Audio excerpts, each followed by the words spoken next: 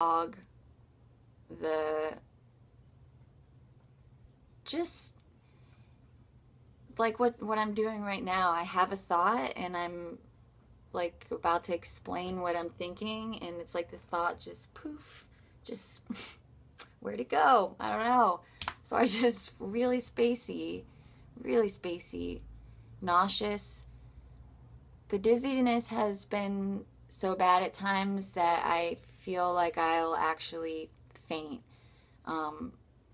Couple days I really had barely enough energy to even get out of bed to go to the bathroom. Um, Luckily for me, while I've had low energy, really low energy, the whole 3 weeks, it was only a couple days where I was really not able to like show up to life at all. Uh, Irritability, whew, definitely experiencing that. Um,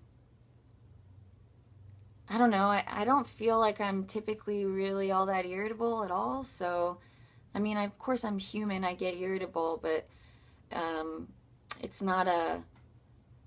It's not. I don't know. I'm not a go-to anger person or anything like that. So the irritability has been really tough for me because I mean, I'm getting irritable about somebody just if I feel like they're walking too close to me. I mean, just anything. Irritable. Last night I was trying to fall asleep and I could hear my roommate's dogs walking on the wood floors and their nails making the sound on the wood floors was making me feel like I was gonna have to start ripping the hair out of my head, and I wanted to run out there and start just yelling at the poor dog for just walking in his own house. So the irritability is pretty intense. Sweating at night. I wake up with my hair just matted with sweat. It's pretty gross. Um,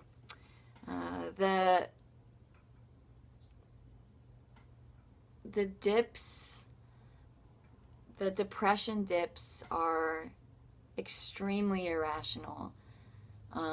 Thoughts will creep up into my head that are just horrible.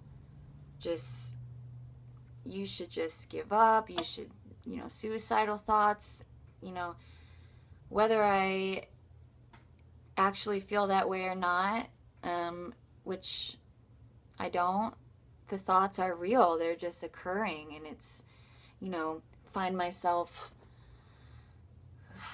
like being in the car and thinking, what if I just, veered the wheel over and hit that tree or something, like just like intrusive thoughts like that.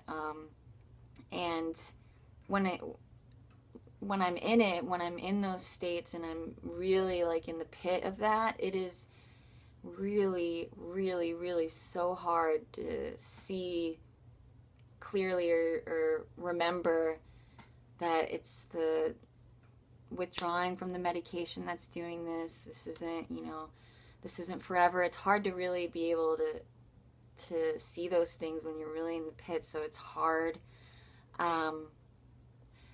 But what has been important for me, if I could give any advice, is let the people in your life know what you're doing so you have support.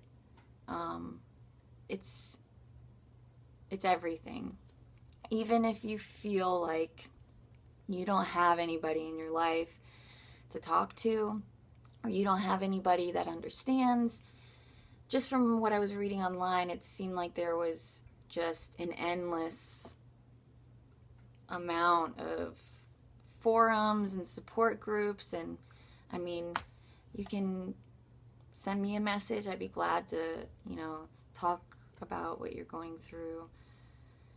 But it's really important. And the other thing is taking this away, something that, I mean, at least my body and my brain has been used to taking this every day for 7 years, and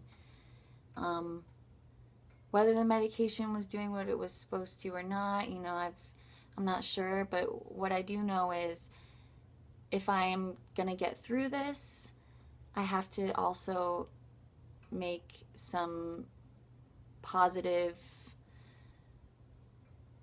choices in healthy directions, I guess. God, my brain is so foggy.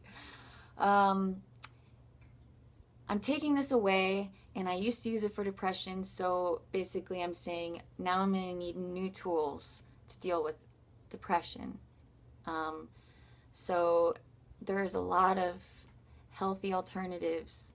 You know, don't get drunk, don't start taking another drug to help you get through this, because there's other things that are so much better for you. And I don't know, sense deprivation tank, those have been really good. Meditation, trying my best to eat right, even though I've pretty much only wanted to eat sugar this past 3 weeks, and I've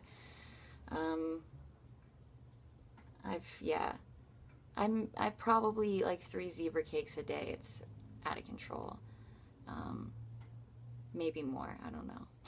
A lot of sugar. But I am being easy with myself, cutting myself a break. You know, if I start to feel depressed or sad, or if I eat a bunch of sugar one day, I just not beat myself up because of it. Be gentle with myself and do my absolute best to do at least one positive thing for myself a day, even if I'm like dragging myself to do it. You know, even if you can't get out of bed, just close your eyes, maybe put on a guided visual meditation so you don't have to think, and just do 10-15 minutes. Those have really helped me, especially the times when I want to do it the least. The times when I would rather, you know, put a fork in my eye than meditate. Those are the times that when I do meditate that it's really the most helpful, and I'm so glad after. It makes the biggest difference. It really, really does. I'm telling you. I am so sensitive, and I feel my emotions so deeply already that this process of weaning is, terrifying. So, and I'm wanting to grab at anything I can that's going to make me feel better, that's going to help me avoid having to deal with any of this just shit that I'm having to feel coming off of it, and it's just the beginning. But saying that, my point is that I've been doing it still. I'm alive. I have a glimmer of hope, and I've been getting by trying to do little things that are positive for myself. And I hope that this helps somebody. I hope that I made sense, because like I said, my brain is kind of mushy, but yeah, so if anybody wants to or needs to talk or support or anything, I think that was kind of the point of me making this video.